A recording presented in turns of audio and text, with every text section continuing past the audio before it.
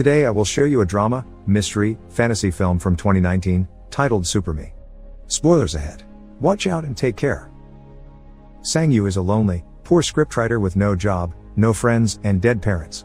His main problem, however, is that he hasn't been able to sleep in over half a year because every time he does, a demon appears in his dreams and transforms them into violent nightmares. Tonight, Sang-Yu is dreaming about being in the subway when the demon arrives, grabs him by the hair and after making a hole on the floor, puts his head through it, killing him. He wakes up right after his dream self dies and intends to do some writing, but his landlord knocks at his door claiming he's brought him some food. But Sang-Yu escapes through the window because he doesn't have the rent money. As he walks the streets, he remembers all the experts he's visited on the subject of dreams, psychologists, doctors, scientists, religious devotees and the like. They all had different theories on what dreams do and can mean, but nothing concrete that could help him in any way. He stops at a food stand and asks for a crepe with no eggs because that's all that he can afford, but the crepe man adds an egg anyway as a free treat. While he waits for his meal to be done, he watches the cafe across the street where Hua, the girl he has a crush on, works. He met her years ago when he was hanging out at a bar with some friends and she was there playing with her band. Her singing voice was beautiful, and he has been thinking about her since then. Once his crepe is ready, Sang-Yu sits down to enjoy it, but he's suddenly startled by San-Ji, his manager. Sang-Yu starts running away and drops his crepe on the way, but he's too weak to go too far and San-Ji eventually catches him. He takes him to a restaurant where he makes him watch as he eats, scolding him for not respecting his contract and not handing in a script in time. Sang-Yu tries to explain his insomnia doesn't allow him to concentrate and write, but San-Ji doesn't listen and demands for the script to be done in 10 days. Afterward, Sang-Yu returns to his apartment only to find it locked and all his stuff in the hallway. His landlord has finally kicked him out. He goes to a cafe to see if he can get some writing done there, but he's too hungry to think and he ends up falling asleep. The demon appears behind him then, puts his chains around Sang-Yu's neck and starts banging his head on the table. Once again, Sang-Yu wakes up in the morning right after his dream self dies, and discovers his laptop has been stolen. Having lost his work tool and starting to feel like he can't tell nightmares apart from reality, Sang-Yu sends San-Ji a message telling him he'll kill himself and reunite with his parents.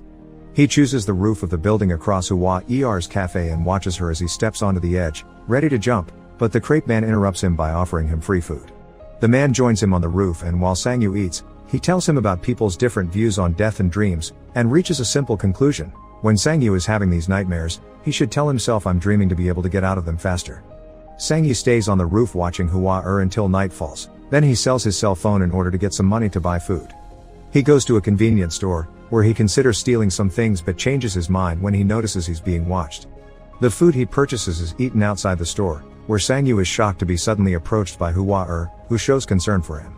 This is too good to be true, and Sang-Yu quickly sees why. Hua is actually the demon, who starts pushing him against the glass. This, to the store clerk, looks like Sang-Yu is having some kind of panic attack. The demon picks up Sang-Yu and as he stabs him with his sword, he throws him through the window. Sang-Yu holds onto the sword as he remembers the crepe man's advice and reminds himself that he's dreaming, which allows him to wake up right in the middle of being thrown. In real life, he's also flying through the shattered glass, and while he isn't stabbed, he mysteriously finds the demon's sword in his hands. He runs away before the ambulance the clerk called for arrives, and he stays at the park all night, examining the sword and making sure he isn't dreaming again.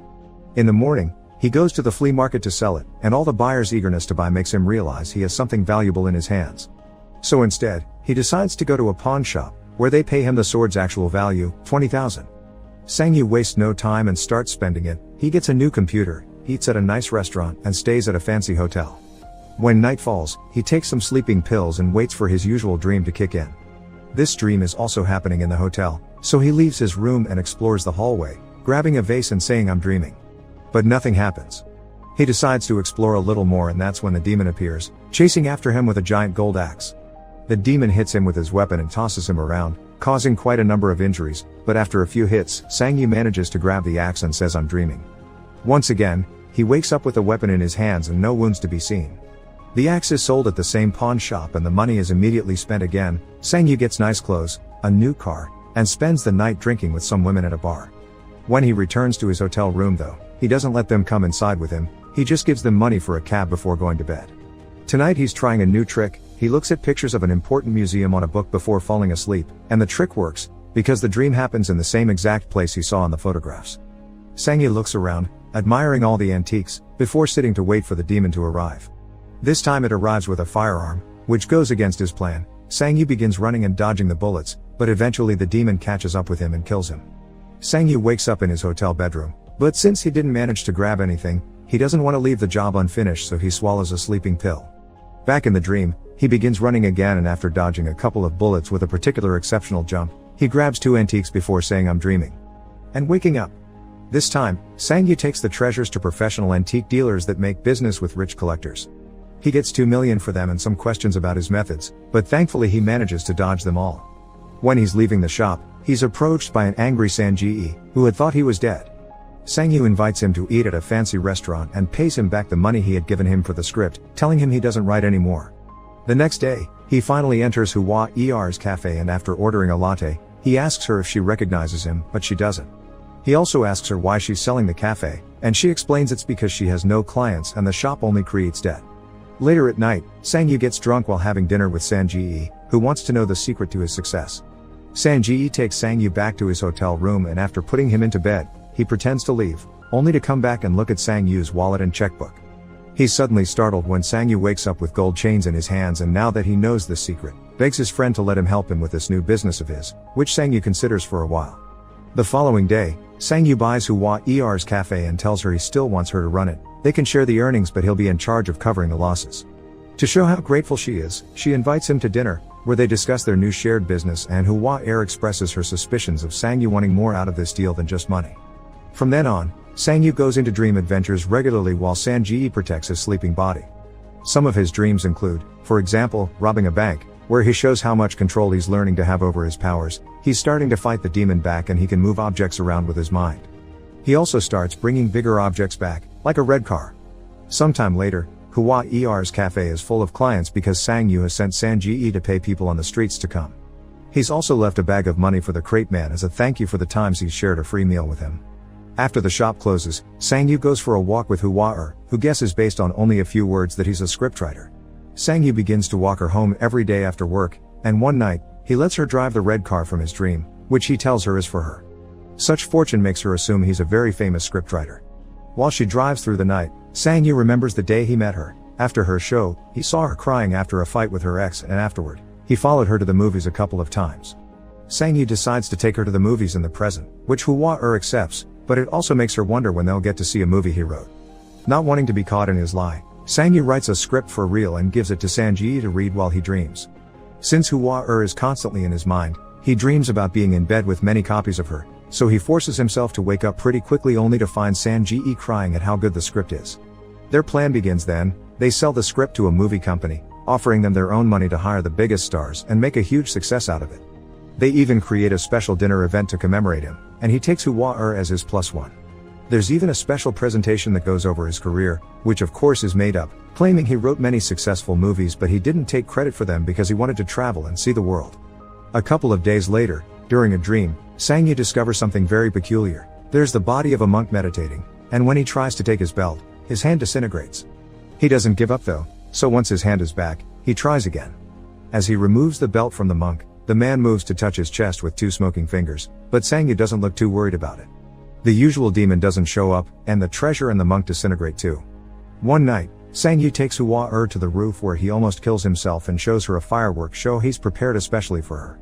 When she wonders if he'll ever disappear in the same sudden way he showed up, he promises her he'll never let her.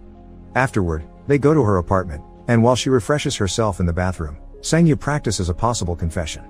However, he finds himself having to leave because suddenly, there is something hitting him on the chest, and when he checks it in the mirror, he sees 2 smoking black lines on his skin. Once he makes it to his place, he ignores the party Sang-ji is having with a bunch of women and goes directly to bed. Sang-ji gets ready to collect tonight's treasure, but Sang-yu tells him it's not necessary. This time he's sleeping alone. The dream makes him appear in a tall empty building with a mysterious figure waiting at the balcony. Sang-yu comes closer and discovers it's a version of his older self that is now disintegrating. When he wakes up, he discovers he has a new scar on his shoulder, and more scars show up as hours pass, all of them matching a spot where the demon had hurt him in previous dreams. The following morning, he goes to see the crate man to see if he has any more advice, but when he's about to arrive at his destination, a van appears next to him and kidnaps him. When they finally remove the bag from his head, Sang-yu discovers he's at an abandoned building surrounded by a gang of criminals, whose leader is Chang-ji. Sang-yu tells them he'll pay whatever they want, and after agreeing on 10 million, he calls Sang-ji and asks him to bring the money over. When he arrives though, Chang Ji-yi's men take the money and Sang Ji-yi him as well, who Chang Ji-yi uses to negotiate. Not having any other choice, Sang Yi takes the whole group back to his apartment together with an unconscious Sang Ji-yi, where he shows them his hidden room with all his antiques. While Chang Ji-yi tries to make him confess how he's obtained all these rare items, someone arrives at the building to see him. It's Hua-er. The receptionist announces her arrival through the intercom, so Sang Yu dumps her right there to get her to leave for her own safety. Seeing how upset this makes her, the receptionist tells her Sang Yu's door is still open for some reason and lets her go up anyway. As soon as she comes out of the elevator, one of the thugs captures her and takes her to the same spot where they're keeping Sang Yu. Chang Ji-yi starts teasing her, trying to get under her skin by pointing out Sang Yu has been lying, and this is received with disapproval from another one of his men, who thought they would only come to grab some money. As punishment for his indiscretion, Chang Ji-yi puts on some golden knuckles and beats him up while Sang Ji-yi secretly begins to wake up. When Chang Ji-yi turns to Hua-er next, she kicks him in self-defense, and that's the chance that Sang Ji-yi takes to jump in with a vase he uses to hit the man holding her down. Sang Yu bites the thug holding him and manages to escape, but not without getting stabbed first. The three of them run away while Chang Ji-yi shoots the man he beat up, but it's hard to go far when Sang Yu can barely walk because of his wounds. The men catch up with them on the stairs and one of them manages to stab Sang Yu again, but Sang Ji-yi sacrifices himself by staying behind and distracting the thugs while Sang Yu and Hua-er escape. Only one normal man isn't enough to go against two trained men though, so Sang Ji-yi is beaten to death. One of the thugs manages to capture Sang Yu and Hua-er upstairs, beating them up and tossing them around without even caring that Sang Yu stabs his back with a dagger. The two of them pass out and Sang Yu suddenly finds himself in some mysterious ruins, covered in a black substance that quickly goes away when he starts moving.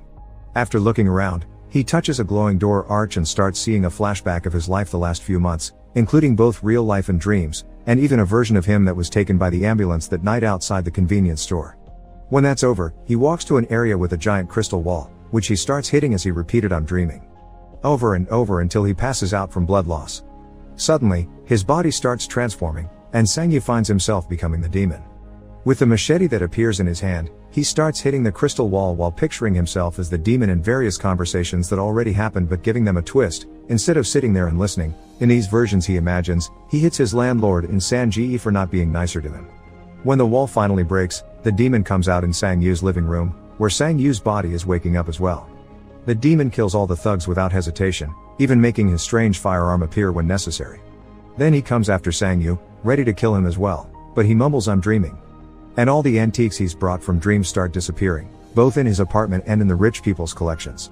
Sang Yu falls unconscious yet again, and when he wakes up, he finds himself all the way back on the night outside the convenience store. Hua-er finds him and remembers him from the concert, so she feels pity for him and takes him to her place to give her some real food. While he eats some noodle soup, she tells him she's read a story of his in a magazine and thinks it was very good, he just needs a bit of luck to make a breakthrough. Until then, she offers him to work at her cafe, which causes him to break down and start crying while it is revealed that all this time, Hua-er has always known he's been watching her. Sometime later, while they're working at the cafe, Hua-er gives Sang Yu a gift, a brand new laptop for him to write on. Afterward, Sang Yu meets with Sang Ji-yi at a restaurant to give him back his money because he can't write a script on demand, he only wants to write what he wishes to write. Not only Sang Ji-yi turns down the money, he gives him more in return, because he's managed to sell one of Sang Yu's old scripts. To celebrate, Sang Yu is the one that will cover their bill. Many days later, now content with his life, Sang Yu goes to see the crepe man to order some food, so the man takes the chance to give him back his money and shows him a scar on his stomach, because he used to have the same power as well and learned this humble life is preferable. As Sang Yu listens to his story, the ruins from his last dream appear behind him, and it's revealed the new demon that killed the thugs has been following him since he reappeared at the convenience store. Make sure to subscribe and turn on notifications so you can watch more videos like this. Thanks for watching.